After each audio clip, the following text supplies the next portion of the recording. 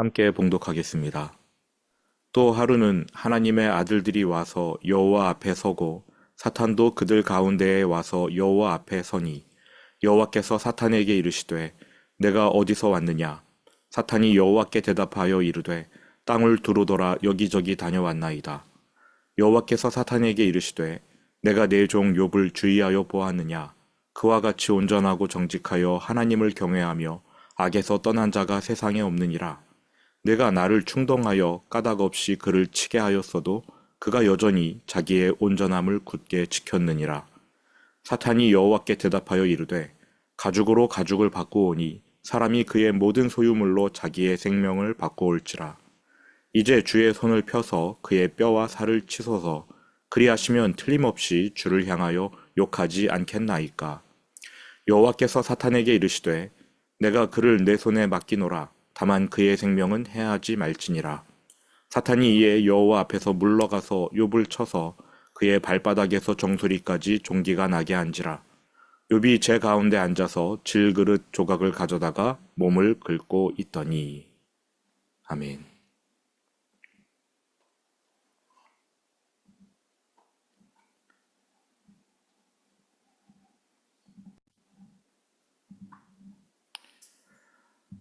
어제 살펴본 1장 9절 말씀입니다. 사탄이 여호와께 대답하여 이르되 욥이 어찌 까닭 없이 하나님을 경외하리이까. 사탄은 오랫동안 인간을 관찰해 왔습니다. 인간은 육체이므로 생명을 유지하려면 물질을 소비해야 합니다. 하지만 동시에 영적인 존재입니다.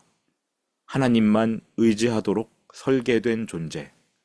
육체이지만 동시에 영적이므로 하나님만 의지해야 하는 것이 인간입니다.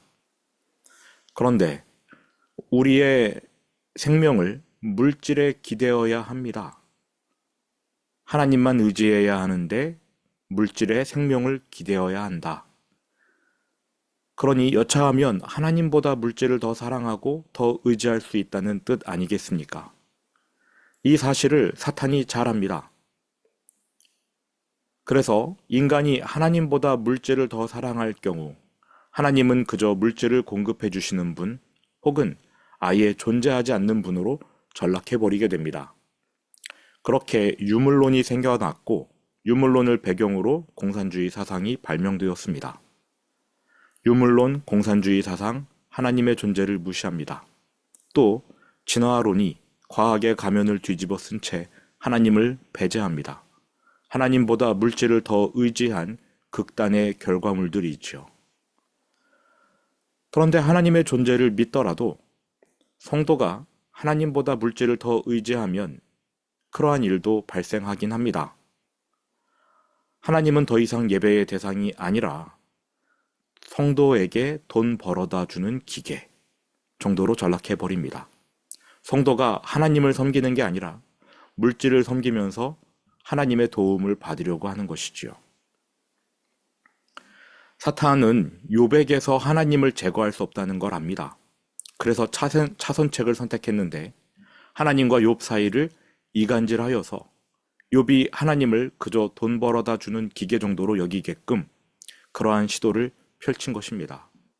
주의 손을 펴서 그의 모든 소유물을 치소서. 그리하시면 틀림없이 주를 향하여 욕하지 않겠나이까.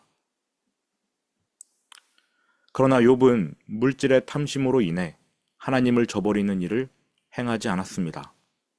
그는 부자일 때에도 하나님을 돈 벌어다 주는 기계로 여기지 않았고 하나님이 그 모든 재물을 다 없애버린 지금도 하나님을 그렇게 여길 생각이 없습니다. 앞으로도 욥은 하나님보다 돈을 더 사랑하는 일 없을 겁니다. 모든 것을 잃어버린 현장에서 욥이 했던 말을 들어보시기 바랍니다. 내가 모태에서 알몸으로 나왔사온즉 또한 알몸이 그리로 돌아가올지라. 주신 이도 여호와시요 거두신 이도 여호와시오니 여호와의 이름이 찬송을 받으실지니이다. 하나님도 욥의 믿음을 확신하십니다. 그래서 이간질하려던 사탄에게 욥의 믿음을 증명해 보이시고자 이 일을 허락하셨던 것이지요. 자, 이제 2장입니다. 2장 1절.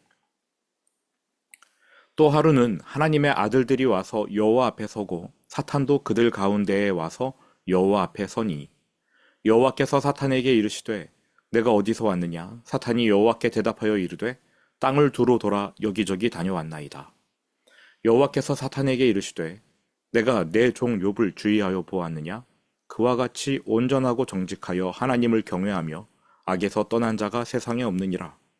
내가 나를 충동하여 까닭 없이 그를 치게 하였어도 그가 여전히 자기의 온전함을 굳게 지켰느니라. 1절부터 3절 중반부까지는 앞에 나온 내용과 똑같습니다만 3절 마지막 부분에서 하나님이 욥을 치신 이유가 나오지요. 까닭 없이입니다. 까닭 없이. 사탄은 하나님께 욥을 참소하되 까닭 없이 하나님을 섬기는 사람이 없지 않습니까? 그런데 하나님이 욥을 까닭 없이 치셨어요. 그리고 욥은 까닭 없이도 하나님을 섬기는 자로 판명났습니다. 핵심 키워드는 까닭 없이인 것 같습니다.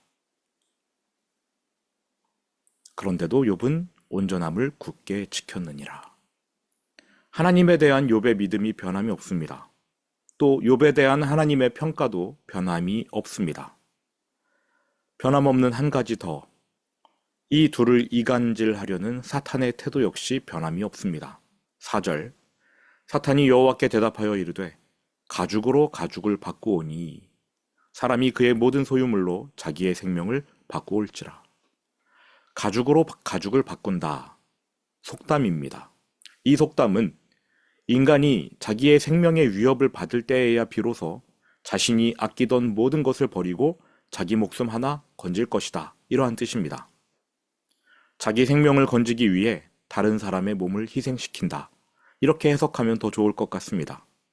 자신의 가죽을 살리고자 다른 사람의 가죽은 마구 벗겨버리는 인간의 죄성. 사탄이 알고 있습니다. 그동안 관찰해 왔어요. 가인이 자기 동생을 죽일 때 아무렇지도 않았습니다. 그러다가 하나님께 벌을 받을 때예요. 너는 땅에서 유리하는 자가 되라. 그때 가인이 어떻게 합니까? 하나님, 벌이 너무 가혹합니다. 제가 혹시 길을 가다가 객사하면 어떡합니까? 겁을 냅니다. 이러한 모습을 사탄이 봤어요. 아하, 자기 생명은 정말 소중히 여기는구나. 가인의 후손 라멕은 어떻습니까? 어떤 청소년이 자신에게 찰과상 정도를 입혔습니다. 라멕이 그 청소년을 무참히 살해했어요. 그리고는 자신의 행위를 정당화했습니다. 가인을 건드리는 자는 벌이 7배이겠지만 나를 건드리는 자는 77배일지로다. 나를 건드리면 내가 77배로 갚아주겠다라는 뜻이에요. 조금이라도 건드려봐라. 내가 다 죽일 테니. 가죽으로 가죽을 바꾸는 인간의 죄성입니다. 오랫동안 관찰해온 결과 사탄은 인간의 그러한 모습을 너무 잘 압니다. 그래서 먼저는 물질로 욥을 참소했고 두 번째는 생명, 인간이 가지고 있는 자기 생명 하나 살리기 위해 모든 것을 다 희생시키는 인간의 그러한 죄성을 가지고 하나님 앞에 나아가서 참소할 수 있었던 겁니다. 하나님은 1장에서는 욥의 소유물에만 손을 대라고 사탄에게 허락하셨습니다. 욥의 몸에는 손대지 못하게 막으셨어요. 그래서 사탄이 욥의 재산을 쳤습니다. 이참에 자녀까지 한번 쳐보자 해서 자녀들도 쳤어요. 욥의 생명은 건드리지 않았습니다. 그런데도 욥이 하나님을 저주하지 않자 이번에는 욥의 몸, 건강을 치료합니다.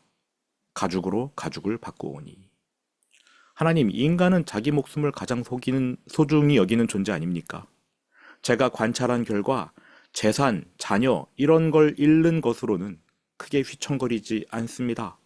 이제 욥의 생명을 쳐보십시오. 그의 건강을 쳐보십시오. 당장 하나님을 원망할 것입니다. 이제 주의 손을 펴서 그의 뼈와 살을 치소서. 그리하시면 틀림없이 주를 향하여 욕하지 않겠나이까. 이번에도 하나님이 납득할 수 없는 결정을 내리십니다. 왜 이렇게 하시는지 모르겠어요. 욥을 지켜주시기는커녕 사탄에게 유린당하도록 허락하십니다. 6절 여호와께서 사탄에게 이르시되 내가 그를 내 손에 맡기니라. 다만 그의 생명은 해하지 말지니라. 생명은 해치지 말라고 경계선을 그어주시긴 합니다만 그게 무슨 소용이 있습니까? 건강까지 모두 잃어버릴 판국인데요. 7절 사탄이 이에 여호와 앞에서 물러가서 욥을 쳐서 그의 발바닥에서 정수리까지 종기가 나게 한지라.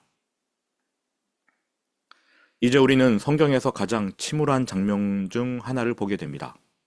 8절 욥이 재 가운데 앉아서 질그릇 조각을 가져다가 몸을 긁고 있더니 모든 재산을 잃었지요. 그건 그나마 괜찮습니다. 욥의 신앙에 아무 타격감이 없습니다. 하지만 자녀를 잃은 일은 너무나 가슴 아픕니다. 그래서 욥이 재 가운데 앉았어요. 장례를 치르는 모습이지요. 다 타고 남은 재는 욥의 현재 상황과 별 차이가 없습니다. 지금 욥의 모습은 바람에 흩날려 없어질 티끌과 같고 또 욥의 마음은 다 타고 남아버린 재와 같습니다. 자녀 잃은 슬픔 때문에 욥은 재 위에 앉아서 한없이 한없이 아래로 파고 들어가고 있습니다. 그런데 갑자기 온몸에 종기가 퍼졌어요. 군데군데 고름이 차서 피부가 부풀어 오릅니다. 살갗이 당겨지니까 가렵습니다. 긁어요. 종기가 터지면 멀쩡한 피부, 상처난 곳에 감염이 됩니다. 종기가 더 넓게 퍼지지요. 점점 더 가렵습니다. 긁어도 시원하지 않고 그렇다고 안 긁을 수도 없고 그래서 긁으면 가려운 부위가 넓게 퍼집니다. 욥의 질병은 종기만이 아닙니다.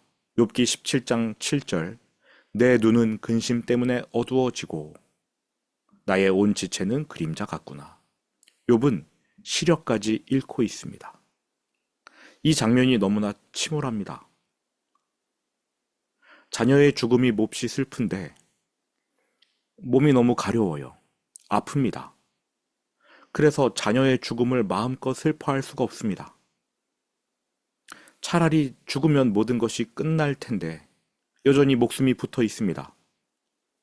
살아있는 동안에는 밥을 먹어야 되겠지요. 한술 밥을 떠서 입에 넣어야 합니다. 몸이 가려우면 긁어야 하고요. 아픈 부위는 손으로 주물러야 하고 시력을 잃어가는 걸 신경 써가면서 눈을 깜빡깜빡거려야 할 것입니다. 죽은 자녀를 생각하면 부모는 살아있는 자체가 미안하고 죄스럽답니다. 하지만 살아있으니까 어쩔 수 없이 자신의 몸을 돌보는 거예요. 깨진 기왓장 조각으로 몸을 긁고 흐릿한 시야 때문에 눈을 계속 깜빡거려야 하고 배가 고프면 어쩔 수 없이 음식을 먹어야 합니다. 살아있는 순간 하나하나가 먼저 떠나간 자식에게 죄짓는 느낌일 것입니다. 욥의 고통이 어떠한지 우리는 모릅니다. 다만 인간이 견딜 수 없는 가장 큰 고통 중 하나라는 것 외에 우리가 알 수 있는 것이 없습니다. 세월호 참사, 이태원 참사 때 자녀를 여인 부모님들은 한술밥 떠서 입에 넣는 자신들의 모습을 보며 너무나 괴로웠다고 합니다. 자녀는 싸늘한 주검이 되어 있는데 부모는 살아있으니 어쩔 수 없이 몸을 돌보고 음식을 입에 넣었던 것이지요. 부모 마음속의 그 괴로움, 겪어보지 않은 사람은 알 수 없는 고통입니다. 우리는 욥의 이러한 고난, 하나님께서 까닭 없이 치셨대요. 이번에도 까닭 없이 욥의 건강을 치셨습니다. 알 수 없어요. 욥기가 끝나도 알 수 없습니다. 이러한 일 앞에서 우리는 한없이 작아질 뿐입니다. 이러한 욥의 입에서 나는 하나님을 끝까지 믿노라. 이 고백이 나온 것은 기적 중의 기적이라고 생각합니다. 하나님이 욥의 믿음을 붙들어 주신 거라고 저는 믿습니다. 욥을 그냥 내버려 두신 것이 아니라 그 믿음을 붙잡아 주고 계신 것. 다 잃어버렸는데 그게 무슨 소용입니까? 우리는 이렇게 생각할 수도 있겠지요. 모르겠어요. 모르겠습니다. 들은 말씀 생각하면서 주기도문으로 오늘 예배를 마치겠습니다.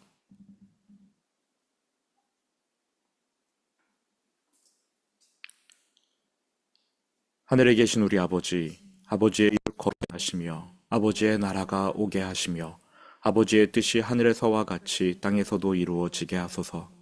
오늘 우리에게 일용할 양식을 주시고 우리가 우리에게 잘못한 사람을 용서하여 준 것 같이 우리 죄를 용서하여 주시고 우리를 시험에 빠지지 않게 하시고 악에서 구하소서. 나라와 권능과 영광이 영원히 아버지의 것입니다. 아멘.